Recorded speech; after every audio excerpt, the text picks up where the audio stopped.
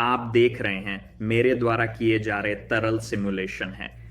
ये एक है और आप इसे कण आधारित होने का पता लगा सकते हैं जो मैं आपको आज दिखा रहा हूँ। फ्लूइड कण गतिविज्ञान भौतिकी ट्यूटोरियल के स्पेक्ट्रम पर इस तरफ है, कठिनता के लिए एक चुनौतीपूर्ण क्षेत्र है। ये कठिन समाप्त है, ये आसान समाप्त है। हम बहुत सारे बिंदुओं की प्रतिक्रिया करेंगे जो ज्योमेट्री नोड्स में एक प्रवाह की तरह संगठित होंगे। सब हटा दूंगा और ज्यामिति नोड ऑब्जेक्ट बना लूंगा। पहली चीज हमें यह है कि हम एकल बिंदु का अनुकरण करेंगे और वहां से ले जाएंगे। मैं एक बिंदु के साथ शुरू कर रहा हूं। मैं इसे z अक्ष पर ऊपर ले जा रहा हूं और आप यह कल्पना करें कि एक जादुई बक्सा में तरल समाहित है। इसका मतलब है कि यह यहां नीचे नहीं जा सकता है या बाएं या दाएं, जिसका मतलब है कि z घटक z बराबर 0 है और हम कहेंगे कि x नकारात्मक 1 और 1 है। मैं सिमुलेशन क्षेत्रों का उपयोग करके गुरुत्वाकर्षण जोड़ने जा रहा हूं। हर फ्रेम पर इसे z अक्ष पर थोड़ा नीचे ले जाएं। जब हम इसे चलाते हैं तो इसमें गुरुत्वाकर्षण होता है। एक अर्थ में यह नीचे की ओर चल रहा है। आप इसे वर्गीकृत करके एक समस्या के रूप में बता सकते हैं जिससे यह स्थिर वेग होता है। यह किसी गति नहीं बढ़ाता जो अभिलंब में सही होता है। वस्तु किसी बल के प्रभाव में नहीं है तो वह वेग बनाए रखेगी। हमारे पास गुरुत्वाकर्षण के कारण बल होता है, जिसका मतलब है तेजी से बढ़ना चाहिए। यह 0 वेग से शुरू होना चाहिए और फिर यह थोड़ा चलेगा और फिर और अधिक चलेगा और अधिक चलेगा और यह गति प्राप्त करेगा। बजाय तो मैं जो करना चाहता हूं यह है कि मैं चर बनाना चाहता हूं। मैं वेग के लिए v कहता हूं। यह हमारी शॉर्ट हैंड है। हम कहेंगे कि v थोड़ा विरोधाभासी रूप में v के बराबर होते हैं। गणित में वेक्टर को जोड़कर वेग को लेते हैं और थोड़ा सा नकारात्मक घटक जोड़ते हैं। दूसरे शब्दों में हमारी वेग हर फ्रेम पर और भी नीचे जाती है जब उसे अपडेट किया जाता है। मैं इसकी प्रतिलिपि बनाऊंगा जो वेग वेक्टर द्वारा आधारित होगी। खेलते समय देख सकते हैं कि आपकी एक तेज आंख है तो यह अधिक वास्तविक दिखता है। हम यहाँ अपना तरीका बदल रहे हैं। हम अपनी वेग को अपडेट कर रहे हैं और जब हमारी वेग होगी तब हम अपनी वस्तु को चलाएंगे। अब कुछ इस तरह से यह यूलर समाकरण कहलाता है। मूल रूप से यह मतलब है कि हर एक फ्रेम में हम सभी अपने बल और घर्षण और गुरुत्वाकर्षण की गणना करेंगे। हालांकि थोड़ा फिर से विरोधाभासी रूप से यदि आप बस इस दृष्टिकोण का उपयोग करें तो हर छोटी सी त्रुटि के लिए कहें तो यह केवल 0.8% वेग से बाहर है। हर बार जब आप ऐसा करते हैं तो वह त्रुटि बढ़ती जाएगी और बड़ी होगी और बड़ी होगी। और यह सब इसलिए है क्योंकि हम किसी भी प्रकार की संख्यात्मक स्थिरता नहीं जोड़ रहे हैं। अगर कोई बल नहीं है और ये हमारा वेग वेक्टर है, हर एक फ्रेम में ये एक ही वेग रखेगा। हम इस अभिव्यक्ति के संरक्षण का उपयोग स्थिरता को जोड़ने के लिए कर सकते हैं। प्रत्येक वेग अपडेट पिछले पर निर्भर करना चाहिए, इसके बजाय नया चीज होना चाहिए। पुराने हिसाब को ले और उसे थोड़ा अपडेट करें। मूल रूप से विचार यह है कि इस गति को नई और पुरानी स्थितियों का उपयोग करके गणना किया जाएगा, जहां यह पुरानी स्थिति को कहा जाएगा। और हम इस चर को थोड़ी देर में परिभाषित करने जा रहे हैं। यह हमारी गति और स्थिति अपडेट हो रही है। यहां हम वेग गणना कर रहे हैं। हम फिर से पुराने स्थान को संग्रहित करते हैं, अपडेट करते हैं और फिर तुलना करते हैं। इसलिए यह थोड़ा ऐसा है, बोरिस। यहां एक लूप है। जब मैं इसे चलाता हूं कुछ विपरीत होता है और मैं यह सोच रहा हूं कि क्या हो रहा है। ऐसा लगता है कि यह ऊपर की ओर चल रहा है, जो हमारे भौतिकी से मेल नहीं खाता है। मुझे लगता है कि इसका कारण हमारी पुरानी स्थिति परिभाषित नहीं है, प्रश्न चिन्ह। हम इसे बस पुराने स्थान को देने जा रहे हैं जिसे हम यहां परिभाषित करेंगे। तो चलो देखते हैं कि वह कैसा दिखता है। वहां चलो। एक चीज जो मुझे ध्यान देने की बात है वह फिर से हमारी सीमा से गिर रही है। मैंने कहा कि z 0 के बराबर होना चाहिए। जब हम अपनी स्थिति अपडेट करते हैं तो पता चलता है कि वह काफी नहीं है। एंड को हमें इस वेक्टर को लेना होगा और हम एक अधिकतम लागू करेंगे जहां z 0 होना चाहिए। इसलिए हमें उसके लिए एक स्थान लेना होगा। नकारात्मक हो सकता है, जो भी। मुझे लगता है कि यहां हमें थोड़ा सा ऑफसेट है जिसे हम नहीं चाहते हैं। अब गुरुत्वाकर्षण लागू होता है, यह आगे नहीं जा सकता। नीचे पहुंचते ही हम इसे व्यवहार करने के लिए रख सकते हैं जहां यह बस रुक जाता है। या हम इसे एक बास्केटबॉल की तरह भी कर सकते हैं जहां यह फिर ऊपर की ओर चला जाता है। इसकी वेग को उलट दिया जाता है। चूंकि गति को फिर से परिभाषित करने के बाद मैं इसे अलग अलग हिस्सों में करने जा रहा हूं। अगर z 0 है तो अपनी प्रतिबंधों को किया है। अगर z है शून्य के बराबर। हम कहना चाहते हैं कि इसकी गति को उसके जीद घटक को उलट करके अपडेट करें। सही। तो अगर ऐसा हो रहा है तो अब यह उलट जाना चाहिए, और मैं कहना चाहता हूं कि हम इसे वेलोसिटी को पुनः आवंटित करना चाहते हैं ताकि z घटक बनाए रखा जाए, या नहीं, z घटक उलटा हो जाए लेकिन x घटक बनाए रखा जाए। चलो देखते हैं कि यह कैसा दिखता है। ठीक है, यह उछाल रहा है। आप शायद ध्यान दे रहे होंगे, नहीं, शुल्क में इस गति को कम करने की अनुमति है। आपको यह उम्मीद होगी कि गिरेगा और यहां पूरी तरह से वापस जाएगा, ऐसे ही गिरेगा जैसे कोई ऊर्जा न खोए। मुझे लगता है हम इसे शून्य के पास गणना कर रहे हैं। तो अगर यहाँ है और फिर यहाँ मैप किया जाता है तो वह एक छोटा वेक्टर होगा जो अंत में पलट जाएगा। वह यहाँ से शुरू करने की तुलना में एक छोटा वेक्टर होगा जो कि न कि यहाँ तक वास्तविक रूप से सटीक है, लेकिन मुझे परवाह नहीं है। वास्तव में हम इस नकारात्मक घटक को आधा कर सकते हैं। इस नमीकरण के ऊपर हमारे पास है, हम इसे और भी अधिक नमीकरण कर सकते हैं। मैं ये कहना चाहता हूं कि यह नकारात्मक होने का एक विकल्प है और x एक की दीवार के बराबर है।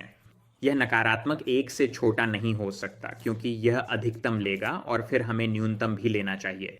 क्या यह एक भ्रामक ट्यूटोरियल है? हाँ, मुझे लगता है यह काम कर रहा है। एक अच्छा तरीका है कि हम वास्तव में अपनी स्थिति ले और इसे यहां ले जाएं, और यह अदृश्य दीवार से आगे नहीं जा रहा है। हमारी लाइनों को अधिक प्रतिनिधित्वपूर्ण बनाने का प्रकार। मैं दीवार से आगे नहीं ले सकता और इस दीवार के लिए भी। अब मैं दूसरी चीज करना चाहता हूं। मुझे एक वेग अपडेट करना है। यदि यह दीवार की ओर जा रहा है तो मैं इसे किंचित प्रतिबिंबित करना चाहता हूं। बस x घटक को उलटना होगा, यह अभी भी नीचे जा रहा होगा। हमारा काम यह है कि हम x घटक पर नजर डालना चाहते हैं, तो यह बस थोड़ा सा चालाकी होगा। वास्तविक मान लें। वह क्या सोच रहा है? यह जांचना है कि यह एक से अधिक या बराबर है या नहीं। यदि x घटक एक से अधिक है, जिसका मतलब है कि यह सीमाओं के बाहर है, जैसे 8.5, तो यहां मैप होगा नहीं, बल्कि इसे इसीलिए पहचाना जाएगा क्योंकि यह एक के बराबर होगा। हम निरपेक्ष मान को लेते हैं जो इसे यहां मैप करता है और यह काम करना चाहिए। तो इस प्रतिबंध के तहत हम कुछ बहुत ही समान करने जा रहे हैं, केवल इस बार हम x घटक को गुणा करेंगे। हम नकारात्मक 0.5 करेंगे जैसा पहले किया था क्योंकि यह नीचे गिर रहा है। जांच करनी होगी। पहले फ्रेम पर केवल x अक्ष पर थोड़ी गति जोड़ें और इसे बढ़ाने के लिए आवश्यकता हो सकती है। जब यह फ्रेम जैसा होता है तो समय फ्रेम 0 के बराबर होता है। इसे थोड़ी x वेग दें। मैं फिर से मूर्ख हो गया हूं। हमारी क्रमशः यह साबित होता है फ्रेम शुरू होता है, न कि 0।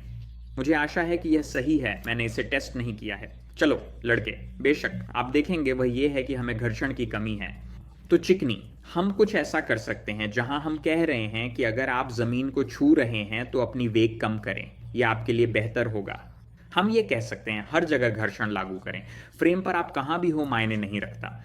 ये सटीक नहीं है, लेकिन हमें कुछ हवा प्रतिरोध और अन्य चीजें भी मिलती हैं। हम अपनी गति लेंगे और हर चयन के लिए, दूसरे शब्दों में हर चीज के लिए हम अपनी गति लेंगे।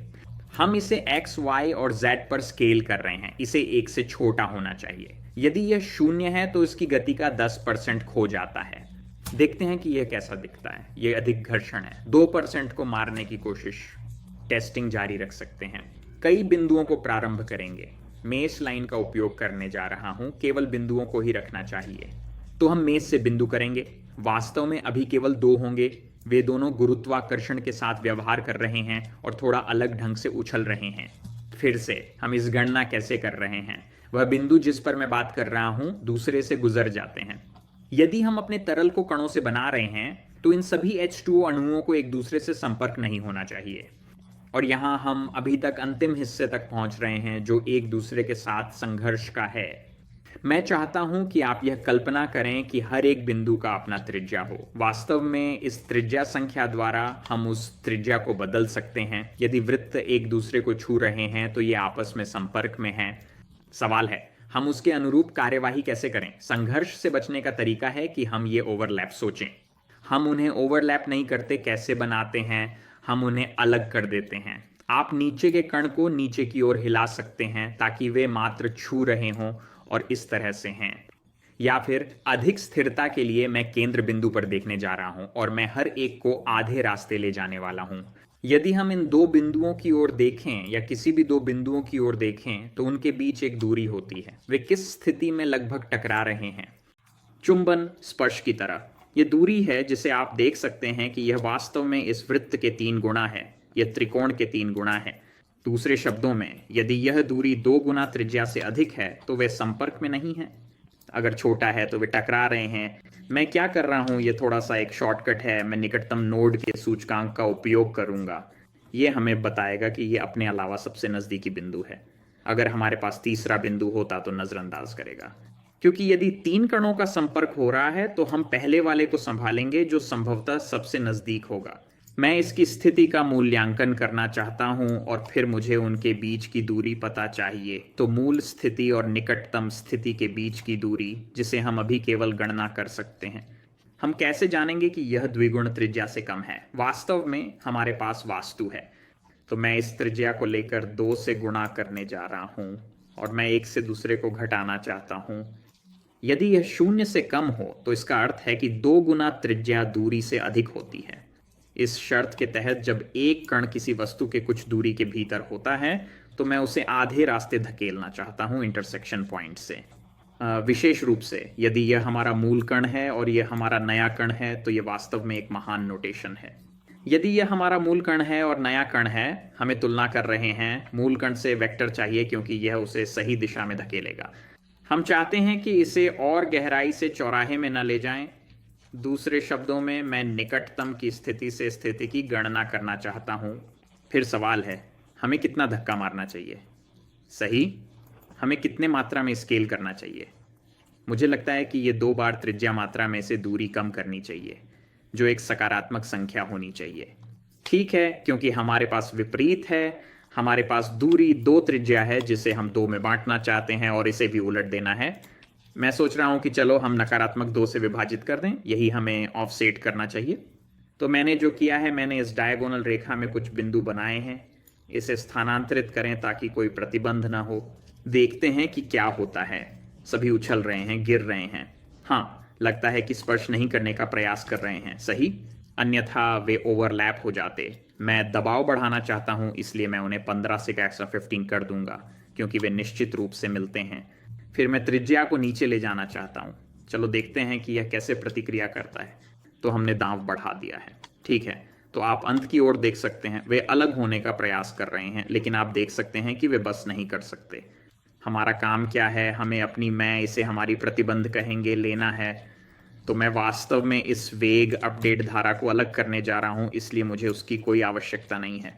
हमारे पास बाउंडिंग बॉक्स सीमा और संपर्क ट्रेसिंग सीमा है। मैं उन्हें अधिक बार करना चाहता हूं और उन्हें अपने सिमुलेशन जोन में रखने की बजाय, जो काम नहीं करेगा क्योंकि हमें प्रति फ्रेम केवल एक अपडेट मिलता है, उपफ्रेम्स की तरह। वही है जहां दोहराने क्षेत्र होता है। ये मूल रूप से एक लूप की तरह है। तो हमने बस ये किया है कि हमने अपडेट को ले लिया है और उसे एक बार फिर से दोहराया है। लेकिन दोहराने क्षेत्र के साथ हम असल में हमारे संपर्क जांच को बढ़ा सकते हैं। 4 बार करें और फिर इस इंटरसेक्शन की 4 बार चलेगा, जिसे आप देख सकते हैं वे थोड़ा तेजी से फैल रहे हैं। चलो इसे वास्तव में 20 बार बढ़ा देते हैं। हमने ऐसा किया जैसे हमने किया। हाँ, अब देख सकते हैं कि वे थोड़ा और उछल रहे हैं और हमारे पास ऐसी संपत्ति है जहां कण बैठे हैं। हमें अधिक उपकदमों की आवश्यकता नहीं, बल्कि अधिक कदम भी उठाने के लिए उपयोगी होगा। हमें वेलोसिटी अपडेट्स लेनी है और उन्हें छोटा करना है। शुरुआत में सोवेलकी हम इसे 0 वेग दे रहे हैं। मुझे बस इसे 4 से विभाजित करने दें ताकि यह धीमा चलेगा और आप यह अलग तरीके से व्यवहार करें। गुरुत्वाकर्षण थोड़ा ज्यादा मजबूत लग रहा है। गुरुत्वाकर्षण को 4 गुना कम कर रहा हूं। चलो देखते हैं। अब गुरुत्वाकर्षण इतना पागल नहीं है। सिमुलेशन देखने के लिए मैं अधिक समय देता हूं। फ्रेम दर बढ़ाते हैं ताकि प्लेबैक करने पर वास्तविक समय सिमुलेशन दिखे। मैं दोहराकर चौगुना करने जा रहा हूं, जहां x और y अक्ष को दोहराया जाएगा। मुझे लगता है कि मुझे त्रिज्या पर भी 2 से भाग करने की आवश्यकता है, लेकिन मुझे वास्तव में पसंद नहीं है कि सभी कण नीचे जाते हैं। मुझे लगता है हम इसे z बाउंस जैसे कर सकते हैं। याद रखें, हमने कहा था कि शर्त के तहत z 0 के बराबर है। इससे इतना अपडेट किया गया है। अच्छा, इसे पूरी तरह से नहीं रोकने के बजाय नकारात्मक 1 के साथ उछालें। मुझे शुरुआत में इन सभी कणों को नहीं रखना है क्योंकि मुझे लगता है कि इसके लिए बहुत सारे कदम और उपकदम लेने पड़ेंगे। मैं इसे छोड़ दूंगा और कणों को उत्पन्न करने वाला हूं। क्या कर हम कर सकते हैं कि हम एक मेश लाइन ले सकते हैं और फिर हर फ्रेम पर हम इस मेश लाइन के साथ जो कुछ भी किया है उसे जोड़ सकते हैं जो पहले से है, और चलाने के लिए एक मेश से बिंदुओं को भी करने के लिए सुनिश्चित करें, पुरानी स्थिति को संग्रहित करें और प्ले पर क्लिक करें। और ये एक आपदा है, लेकिन कम से कम यह अलग हो रहा है क्योंकि कणों की संख्या कम हो रही है। वो पागल है, चलिए इसे इस तरफ ले चलते हैं, जो फिर से एक ही प्रकार की समस्या उत्पन्न करेगा। जब वे चल रहे होते हैं तो और भी कण उत्पन्न होते हैं। इसका कारण ये है कि मुझे ऐसा लगता है। उसके अलावा मुझे लगता है कि हमें जो करना है वह है कि हम इन्हें कभी कभी जोड़ें, लेकिन केवल कभी कभी। हम एक स्विच जोड़ सकते हैं जहां हम कहेंगे कि आप उन्हें जोड़ सकते हैं या नहीं कर सकते हैं। तो कभी कभी ये ज्वाइन को छोड़ देगा। हम फ्रेम नंबर पर नज़र डालते हैं और हम इसे 3 से विभाजित कर सकते हैं। तो फ्रेम 1 पर ये तीसरा होगा, 2 तीसरा, 1 क्योंकि ये 3 3 के ऊपर है इत्यादि, और मुझे केवल पूर्णांक रखना है। तो 3/3, 6/3। तो मैं जो कर सकता हूँ वह है कि मैं छत फलक कार्य कर सकता हूँ। आप देखेंगे मैं जो करना चाहता हूँ वह ये है कि क्या ये बराबर हैं। ये करने का सबसे तेज़ तरीका नहीं हो सकता, मॉड्यूलो और ऐसा सब है, लेकिन हर तीसरा फ्रेम एक पूर्णांक होगा, जिसका मतलब है कि छत फंक्शन खुद के बराबर होगा। मैं इसे स्विच से कनेक्ट करता हूँ। इस बार हम वास्तव में कनेक्ट करेंगे और देखेंगे कि क्या बदलता है। हाँ, अब ये सिर्फ ऊपर बढ़ रहा है। मुझे लगता है कि इसलिए है क्योंकि हम इसे कोई प्रारंभिक वेग नहीं दे रहे हैं। ठीक है, कणों का जन्म होता है, उनकी आयु 1 होती है। हम इसे करें जब हम इन कणों को उत्पन्न करते हैं और पुरानी स्थिति को संग्रहित करें। मुझे संग्रहित करना है, एक पूर्णांक होगा। फ्रेम नंबर को संग्रहित करना चाहता हूं, उसकी उम्र के रूप में सोचें।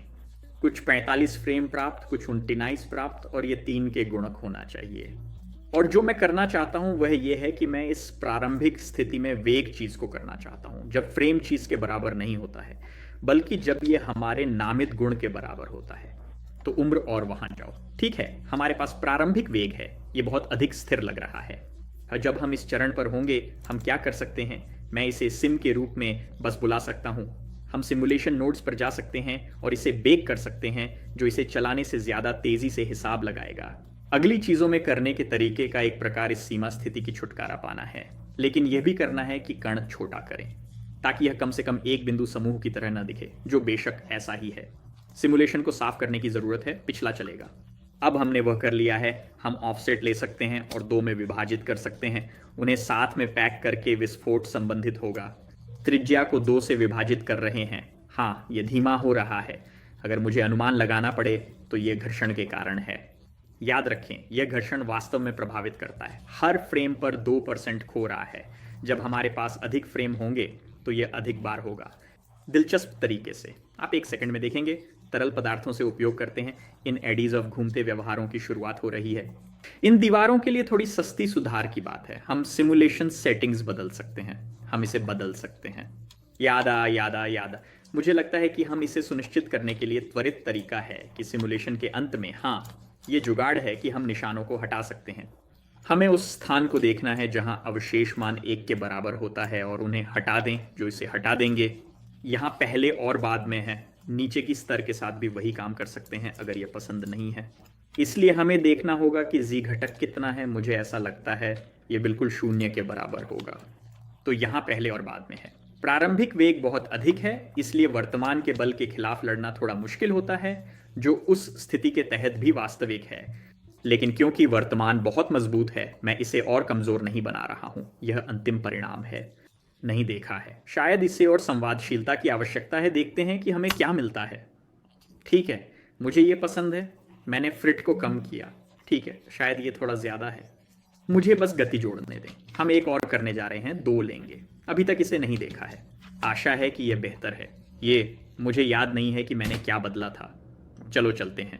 ठीक है, अच्छी शुरुआत हो रही है। कुछ शायद थोड़ी ज्यादा गति हो सकती है। मुझे इस बात पर गर्व है कि हमने 1 घंटे में कुछ किया। मेरा मतलब है वहां उन एडीज को देखो। अगर वह एक तरल नहीं है तो मुझे नहीं पता कि वह क्या है। यदि आप सबसे अच्छा तरल प्रतिस्पर्धा ब्लेंड फाइल प्राप्त करना चाहते हैं जिसे आप 3 आयामी बना सकते हैं, तो आप उसे मेरे पेट्रियन पर प्राप्त कर सकते हैं। आपके पैसों के साथ आप कुछ बेहतर नहीं कर सकते हैं, यह असंभव है। मेरा पेट्रियन यही चरम है। धन्यवाद, आपने कुछ सीखा होगा। आशा है कि आप उसे